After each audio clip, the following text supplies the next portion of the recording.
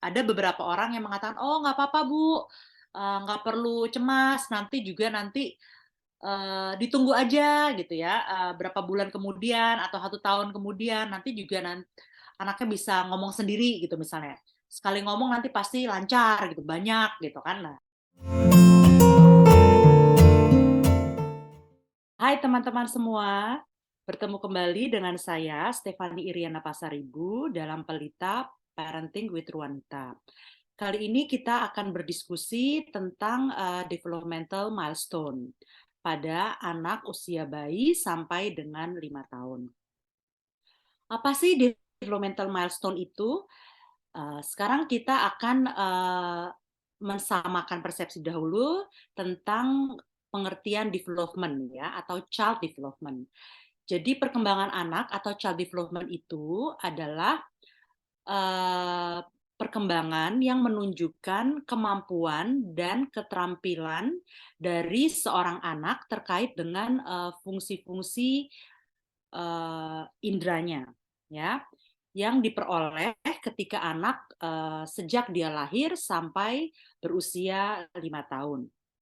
Nah, fungsi-fungsi ini sejalan dengan berjalannya waktu atau sejalan dengan tumbuh kembang anak itu akan mengalami perubahan, ya, mengalami perubahan secara kualitatif. Nah, dan hal ini bisa diketahui dengan cara mengobservasi perilaku anak tersebut, ya. Oke. Nah, lalu apa hubungannya dengan developmental milestone? Nah, developmental milestone ini adalah titik ya, titik tumbuh kembang anak di mana anak itu mencapai atau berhasil melakukan tugas perkembangan tertentu, ya. Tugas perkembangan tertentu itu jadi ditentukan oleh uh, usianya. Jadi setiap usia itu mempunyai tugas perkembangan tertentu. Nah, meskipun setiap anak itu tumbuh dan berkembang sesuai dengan kecepatannya masing-masing ya, pace-nya masing-masing, tetapi milestone ini atau developmental milestone ini sebaiknya atau memang seharusnya ya, bukan sebaiknya, seharusnya itu dicapai oleh seorang anak ya, dicapai oleh seorang anak dan berhasil dilakukan oleh seorang anak. Nah, kenapa kita perlu sebagai orang tua mengamati apakah anak kita itu berhasil melakukan tugas perkembangannya, atau apakah anak tersebut atau anak kita berhasil mencapai developmental milestone ini? Karena pertama, kalau kita berhasil mengobservasi apakah anak kita itu sudah mencapai developmental milestone tertentu, kita dapat mengetahui apakah anak kita itu mengalami keterlambatan dalam tumbuh kembangnya. Misalnya, apakah anak kita mengalami gangguan cerebral palsy, ya kan? Nah, tanda-tanda tersebut dapat diketahui oleh orang tua dengan cara apa? Yaitu dengan cara mengobservasi, mengamati secara seksama bagaimana perilaku anak, bagaimana developmental milestone-nya, apakah dia berhasil mencapai itu atau tidak, sesuai dengan usianya, usia biologisnya. Ya, oke. Nah, ada 4 domain perkembangan anak yang harus diamati oleh setiap orang tua. Yang pertama gross motor atau motorik kasar, ya. Kemudian yang kedua itu terkait dengan motorik halus dan juga penglihatan, fungsi penglihatan. Yang ketiga fungsi pendengaran, fungsi bicara dan juga perkembangan bahasa. Kemudian yang keempat yaitu perkembangan sosial, emosi dan juga tingkah laku. Ya, ini 4 domain perkembangan yang sebaiknya diamati oleh setiap orang tua yang mempunyai anak. Nah, seiring dengan tumbuh perkembangan anak, maka orang tua biasanya cukup aware ya, apakah anaknya itu mengalami keterlambatan di dalam perkembangan motorik anaknya. Ya, biasanya sign yang pertama itu adalah perkembangan motorik anak. Ya, di situ orang tua biasanya sadar, oh anak saya mengalami keterlambatan, misalnya dalam berjalan ya, berjalan atau kemudian merangkak ya kan, berdiri atau mencapai keseimbangan ya kan, itu kan semua adalah tanda-tanda perkembangan ataupun milestone, developmental milestone motorik kasar, domain motorik kasar. Nah, yang pertama kali dinotis oleh orang tua biasanya adalah perkembangan motorik kasar, dan jika terjadi keterlambatan maka dalam domain ini yang pertama kali disadari oleh setiap orang tua. Significant milestone pada motorik kasar seperti yang saya telah sebutkan tadi, yang pertama adalah rolling ya. Rolling itu bahasa Indonesianya apa ya? ber, ber berguling, berguling, kemudian duduk ya kan, kemudian crawling atau merangkak, lalu berdiri, lalu kemudian berjalan, dan kemudian balancing. Balancing itu mencapai keseimbangan tubuh ya. Nah, itu developmental milestone yang perlu diamati untuk domain motorik kasar. Jika terjadi gangguan atau keterlambatan dalam motorik kasar ini, maka terjadi yang namanya kemampuan itu menjadi terbatas ya. Either dia tidak bisa melakukan sama sekali, atau kemampuannya untuk melakukan kegiatan-kegiatan motorik kasar yang saya sebutkan tadi itu terbatas ya, terbatas. Kemudian yang kedua, domain yang kedua yaitu motorik halus. Nah, di sini kenapa disebut motorik halus? Karena diperlukan koordinasi dan juga sensasi dari bagian-bagian tubuh, dan merupakan tugas perkembangan yang jauh lebih sulit ya. Jadi kenapa disebut halus? Karena memang gerakan-gerakannya itu lebih subtle ya, lebih rumit bagi seorang anak, dan juga memerlukan koordinasi antara bagian anggota tubuh yang satu dengan yang lain, dan memerlukan mental function seperti planning dan juga reasoning. Makanya disebut motorik halus ya. Misalnya tanda-tanda atau fine motor function dari anak yang berusia 1 tahun ke atas, itu misalnya seorang anak mampu untuk mengambil objek-objek yang kecil dengan tangannya. Kemudian dia bisa memegang objek antara ini thumb and forefinger ya, forefinger. Dia bisa mengambil dengan jarinya ya. Kemudian dia bisa menempatkan atau meletakkan barang secara perlahan. Jadi misalnya dia meletakkan gelas atau botol minumnya secara perlahan, bisa ya. Kemudian atau memegang krayon ya, memegang krayon. Meskipun krayonnya kadang-kadang kalau anak-anak umur 1 tahun kan masih pegangnya begini ya, gitu. Bukan begini, belum benar. Tapi paling tidak dia sudah bisa memegang krayon. Kemudian bisa membalikan halaman buku ya, atau majalah. Nah, itu contoh dari motorik halus pada anak yang berusia 1 tahun ke atas yang harus bisa dilakukan oleh anak pada usia tersebut ya. Kemudian terkait dengan domain yang ketiga, hearing, speech, dan language ya. Jadi di sini sampai anak berusia 18 bulan itu perkembangan pendengarannya, bicara, dan juga bahasanya itu sangat pesat ya, sampai anak berusia 18 bulan. Nah, sedangkan untuk domain yang keempat, yaitu keterampilan sosial, emosional, dan behavioral, itu menjadi semakin jelas ketika anak mencapai usia 2,5 tahun. Ya, 2,5 tahun. Meskipun sebenarnya anak bayi itu juga sudah menunjukkan emosi-emosi tertentu. Ya, misalnya seorang bayi ketika dia lapar dia akan menangis, atau ketika dia merasa tidak nyaman atau merasa sakit ya, merasakan sensasi sakit, dia akan menangis. Nah, itu salah satu bentuk perkembangan emosi dan juga sosial ya. Karena kenapa disebut sosial? Karena dia mengkomunikasikan perasaannya terhadap orang lain, ya.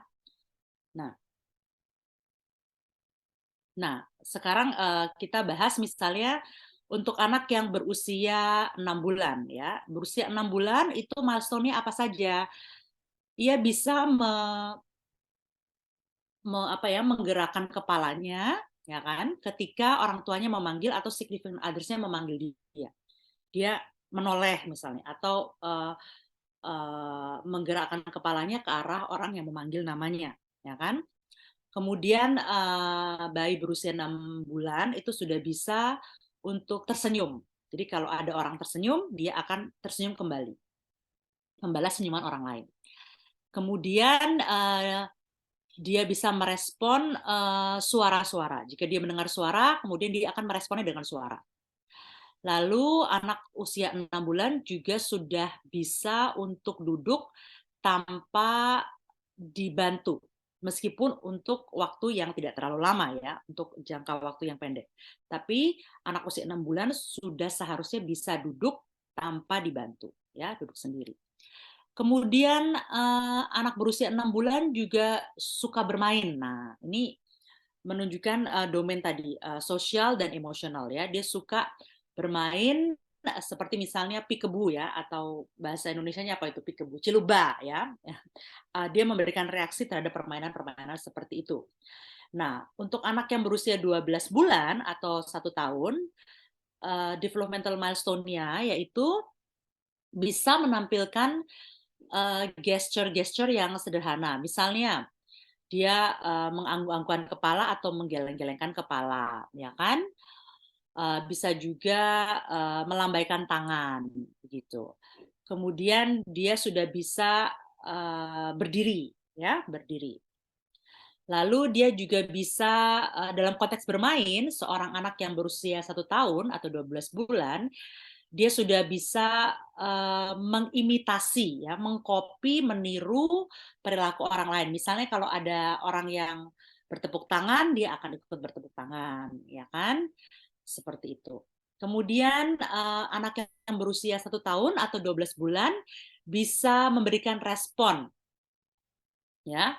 Misalnya kita bilang, oh jangan dimakan mainannya, jangan digigit, dia bisa memberikan respon, ya kan? Kemudian sudah bisa mengucapkan kata-kata yang sederhana seperti mama, papa, gitu ya. Memang tidak semua anak itu kata pertamanya itu mama atau papa. Seperti anak saya itu kata pertamanya adalah auto. Bukan mama, bukan papa. Auto. Auto itu dalam bahasa Belanda itu mobil, ya, artinya mobil gitu. Karena dia senang sekali main mobil, jadi kata pertamanya mobil, auto.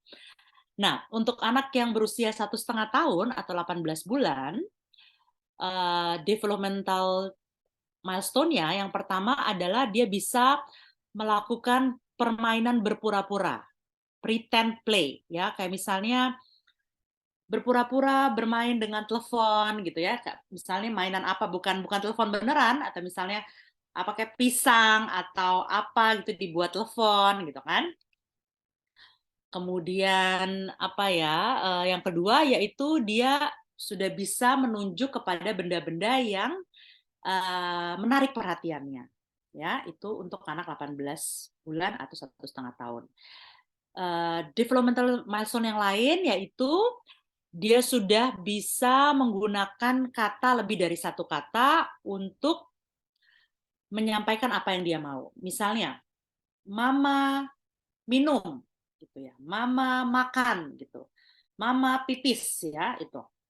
Itu kan sederhana, tapi dia sudah tahu mempergunakan kata-kata untuk menyampaikan apa yang dia mau. Tidak hanya misalnya kalau anak yang di bawah itu kan pasti cuma nunjuk-nunjuk tadi kan, nunjuk-nunjuk atau menggunakan suara-suara yang bukan berbentuk kata. Tapi kalau anak 1,5 tahun itu harus sudah bisa menggunakan kata yang sederhana, menggabungkan 2 atau 3 kata.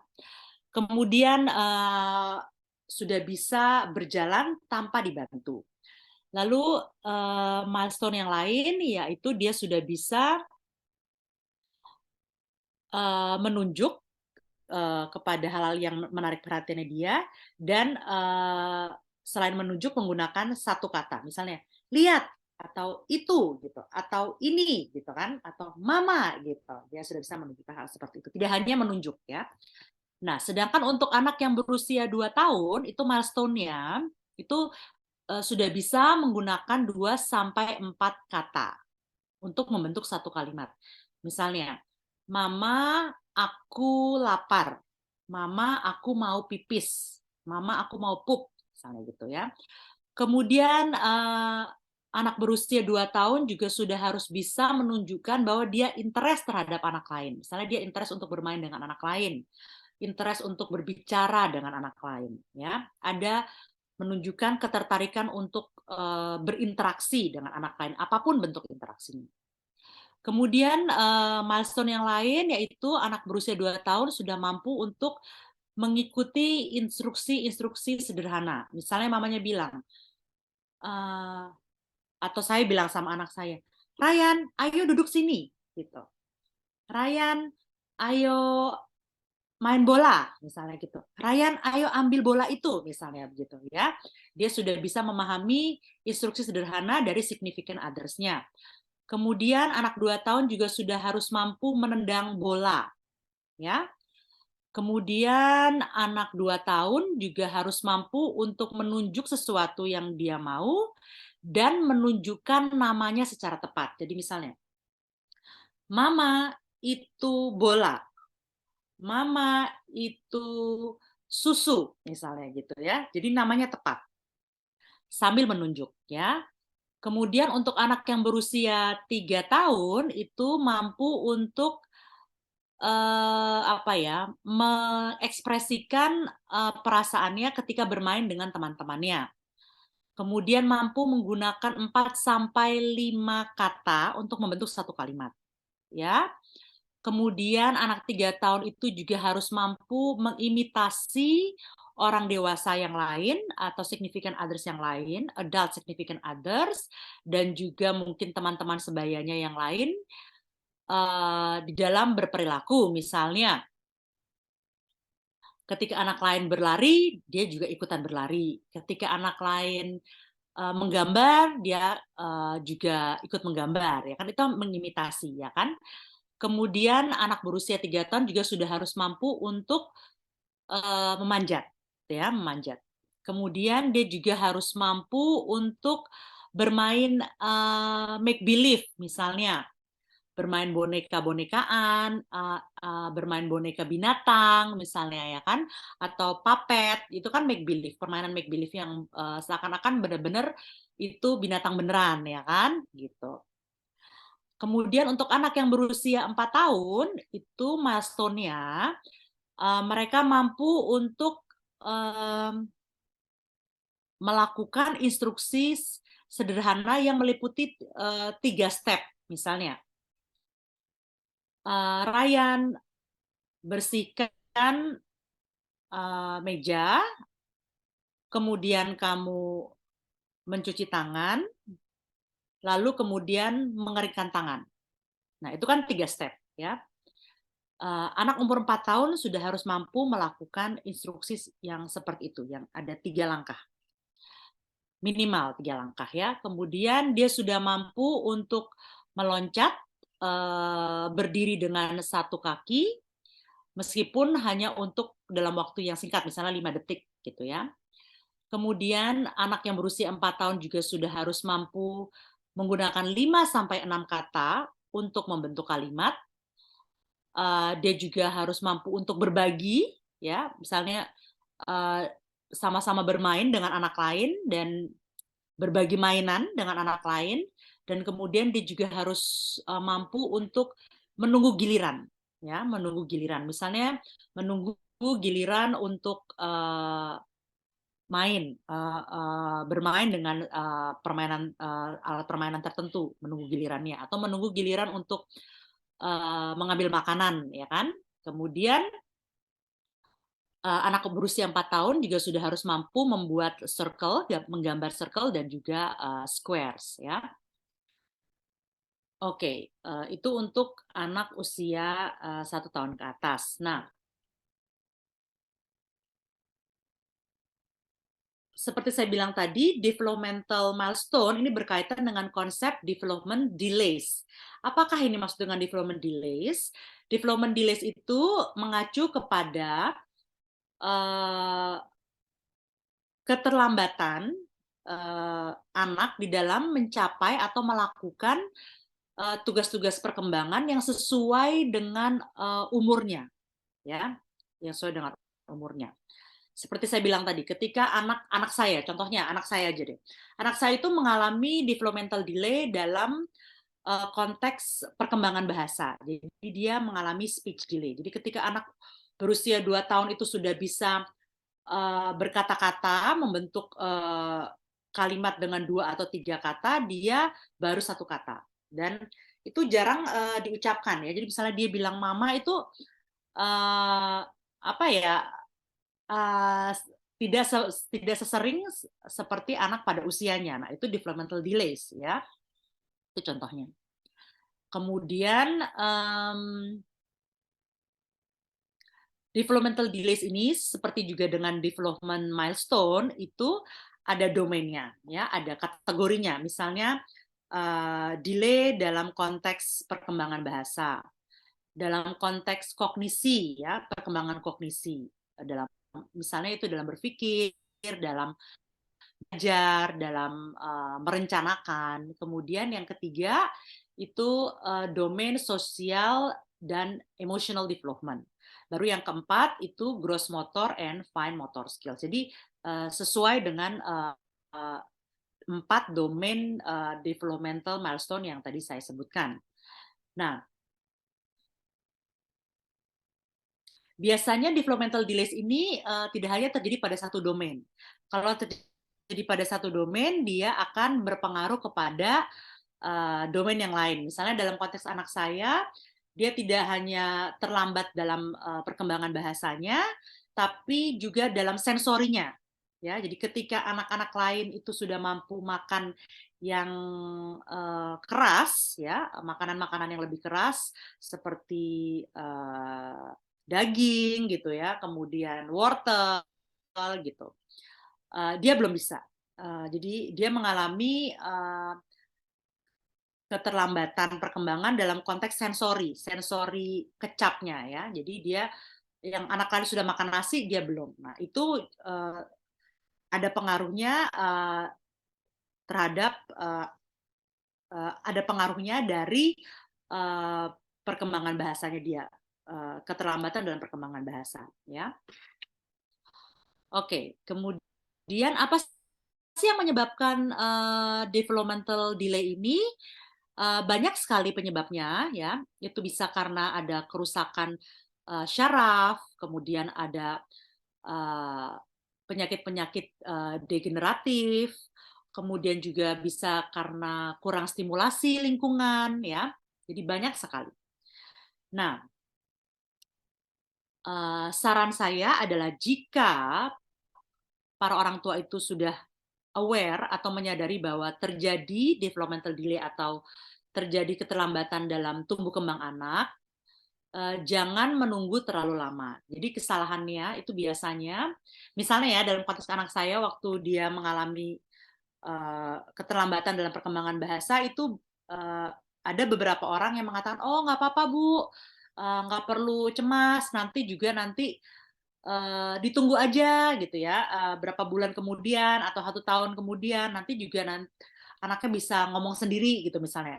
Sekali ngomong nanti pasti lancar gitu, banyak gitu kan. Nah, biasanya kan ada mitos-mitos seperti itu. Nah, kalau menurut saya jangan ditunggu sampai lama. Jadi apa sih yang menyebabkan developmental delay ini? Yang menyebabkan developmental delay ini adalah berbagai macam hal. Jadi misalnya penyakit-penyakit yang diturunkan, kemudian kerusakan neurologis, ya kan, penyakit-penyakit degeneratif, kemudian kurangnya stimuli dari lingkungan, dan masih banyak lagi.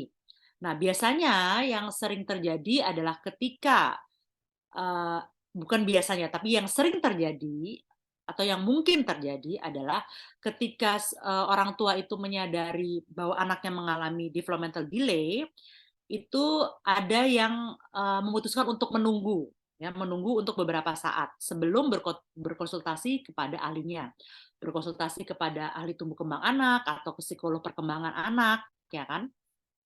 Dengan alasan apa? Oh nanti juga anaknya kalau ditunggu nanti juga akan terjadi dengan sendirinya perkembangannya. Seperti misalnya dalam konteks anak saya.